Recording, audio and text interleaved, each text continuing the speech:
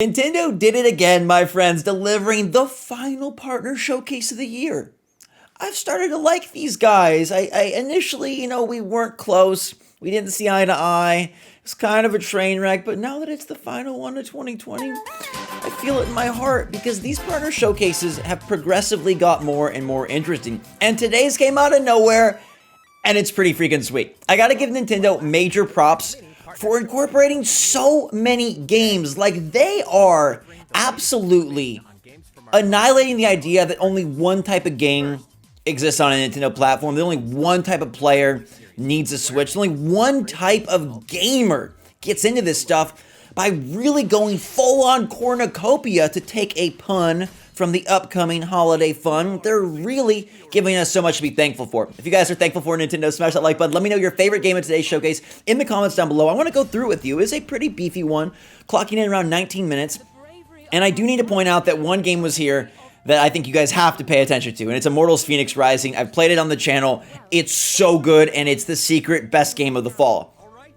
But they also talked about Bravely Default 2, which is a nice JRPG coming to the system. It was promised for 2020, but we assumed because of COVID and because we hadn't heard much, it would be delayed, and it is, to February 26, 2021. And now, this presentation was packed with a lot of variety. It started off seeming like it was going to be very one-note.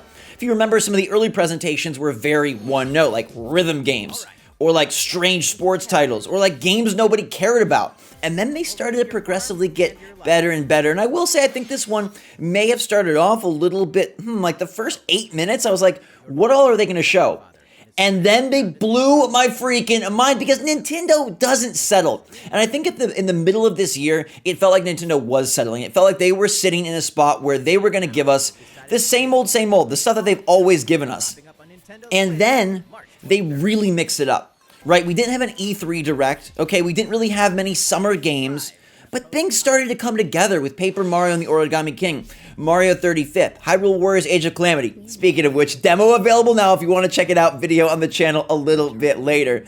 But they make sure to match every miniature game, like this one right here about surviving an apocalypse in some top-down style that I really don't care about, with something bigger and third-party. Immortals Fenyx Rising, I think, looks fantastic. The game plays so good. It's so quick and has so much flow. And honestly, it looks okay on Switch. It doesn't look anywhere near as good as when I played it on PC. You can just tell that like the power of the system is kind of holding it back, but that shouldn't hold back the fun. And it does, while muddled, still look very colorful, still look very cool. And I think everybody's sleeping on this game. Like, the video on the channel only got a few views, and I think people are absolutely not opening their eyes to how awesome this is. It is Breath of the Wild 1.5, and I'm telling you, it'll charm your pants off, which you should probably keep on because it's getting cold, but maybe it can just charm your socks off, and then you can put on slippers. I think this one is going to be fantastic. It hits in December, and you guys got to pay attention.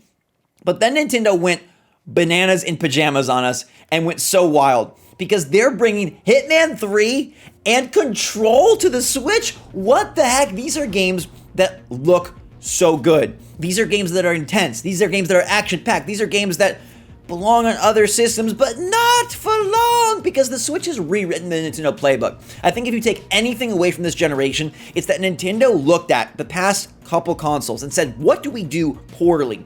Well, we don't integrate some of the major franchises and gameplay genres that players love, and now we got them all. From Mortal Kombat, okay, to sports titles, from Control to Hitman, Resident Evil 7's over there in Japan, but now us in America get to experience the cloud versions of games. And I'm about to queue it up and see if they're able to deliver something exciting. Because it's interesting, you have to have really good internet, the connection needs to be pro, and then the game is susceptible to lag. So we're going to have to see if it actually works out well. I tried Resident Evil 7 when it came out in Japan, but it just wasn't going to work. Pinging the server all the way across the globe was not a good idea, and I could barely get a few seconds into the game before it just crashed and timed out. But these ones should work, and you can grab Control now. I love Control on other platforms. It was one of my favorite games of last year. It is an exciting adventure from the minds that brought you Alan Wake, Quantum Break, and more. And Control is really good. It's got a spooky thriller vibe. And honestly, it's unlike anything else on Switch. It is graphically insane. Ray tracing was the name of the game when this dropped on PC, and it's going to get perked up for the next-gen consoles. I have no idea how it's going to look or run on Switch. It probably won't look or run great, but given that we're not getting Doom Eternal, which is such a sad, I love that we are getting other third parties and Nintendo. Now you just got to get Call of Duty. We have Control, we have Hitman, we got so many good games from third parties. Outer Worlds, can we please have Call of Duty? I think that would be such an addition. Madden, EA doesn't want to make it happen. Their FIFA this year stunk. It sucked. 2K, always on the system. Could we get a little Call of Duty? Next year, I don't know. I think the Switch deserves it. The install base is huge, and it would be a lot of fun.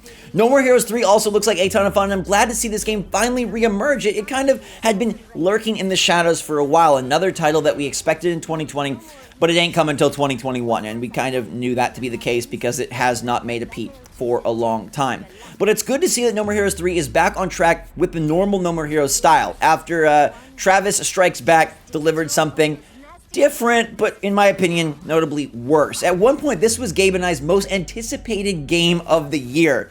Before it got delayed, before it became something else, and before it got reintegrated as actual No More Heroes 3, and now delayed again. But I think the game looks sick. It is boss rush at its bestest. It's raunchy, but it also has so many cool graphical tweaks, and now you're taking on everyone from the galaxy, so it feels like a giant Dragon Ball Z fight come to Switch. And they're bringing No More Heroes 1 and 2, which we predicted correctly. We talked about this a while ago. If you go back and trace one of our new Switch game videos, we talked about how these games were going to get announced for the system. They were leaked via a ratings board, and we expected them to come. And here they are. No More Heroes 1 and 2 are available today. I will say 1 is a little bit wild. I think it's going to feel antiquated. The game originally arrived on Wii, but 2 is to me a little, I mean, they're very similar. The combat is great across the board, but the mini games and maybe the stylistic choices of the game and maybe some of the humor, I think is going to feel a little bit old, but if you want to grab them, they're available now, which is so good. Nintendo going ham on the surprise drops, and I think that's something that has shifted in the favor of these more minute presentations. The big directs, obviously still my babies, still the ones I wish I could kiss and hug and cuddle, and we got none of them in 2020.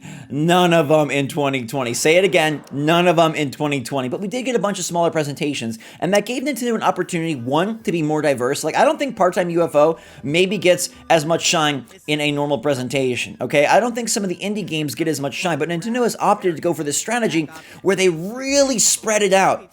Indies, third parties, Mario himself, specific games. I mean, Bravely Default's getting a presentation of its own. We've seen Pokemon have plenty, okay?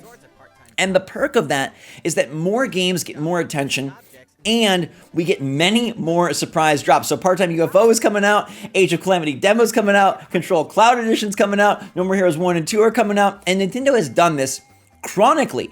It's like they're infected with the desire to just pump that stuff out immediately, and I love that. Remember last time when there were like 7 games available out of nowhere, we were like, oh, how do we even buy or try? But Nintendo's also gotten better about demos, and I appreciate that Hyrule Warriors is getting one a month before launch. It gives us a chance to see if they really have upped the ante with this entry, or if it's just the lore and cutscenes. But based on the trailer that airs at the end of this presentation, chef's kiss. I think this one is going to be delicious.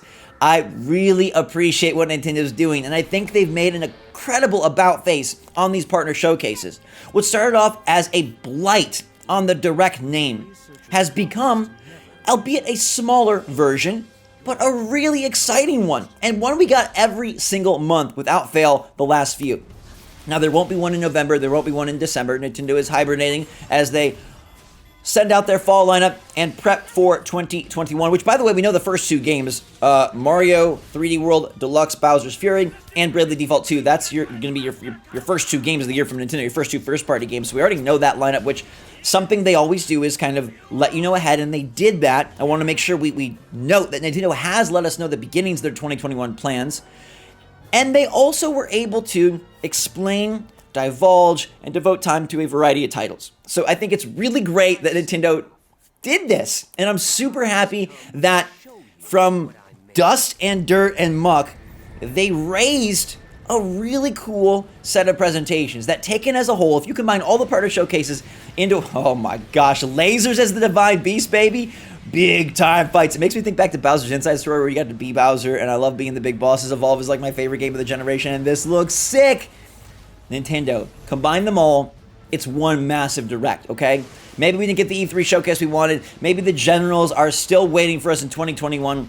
But Nintendo, they have redeemed themselves, in my opinion. They have rectified their wrongs, and they have upgraded 2020 to an above average year. From something that seemed like it was going to be totally crappy to something that is pretty cool.